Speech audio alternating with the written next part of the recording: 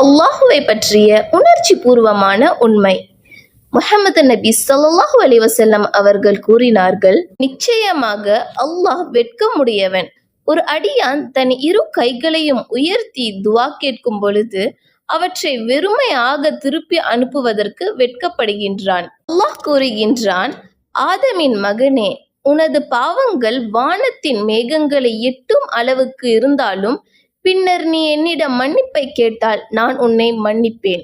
மூன்றாவது, ஆயிஷா ரலியல்லாஹு அவர்கள் அறிவிக்கின்றார்கள், ஒரு முஃமினுக்கு ஒரு முள் குத்தினாலும் அதைவிட அதிகமான துன்பம் ஏற்பட்டாலும் அதன் மூலம் அல்லாஹ் அவனுடைய அந்தஸ்தை உயர்த்துகின்றான் அல்லது அவனுடைய பாவத்தை மன்னிக்கின்றான். அல்லாஹ் கூறுகின்றான், அவன் என்னை தனியாக நினைவு கூர்ந்தால் நானும் அவனை தனியாக நினைவு கூர்வேன். அவன் என்னை ஒரு கூட்டத்தில் நினைவு கூர்ந்தால் அதைவிட சிறந்த கூட்டத்தில் நான் அவனை நினைவு கூர்வேன். அவன் என்னை நோக்கி ஒரு கை நீளம் நெருங்கினால் நான் அவனை நோக்கி ஒரு மூலம் நெருங்குவேன். அவன் என்னை நோக்கி நடந்து வந்தால் நான் அவனை நோக்கி விரைந்து செல்வேன் என்று அவன் கூறியுள்ளான்.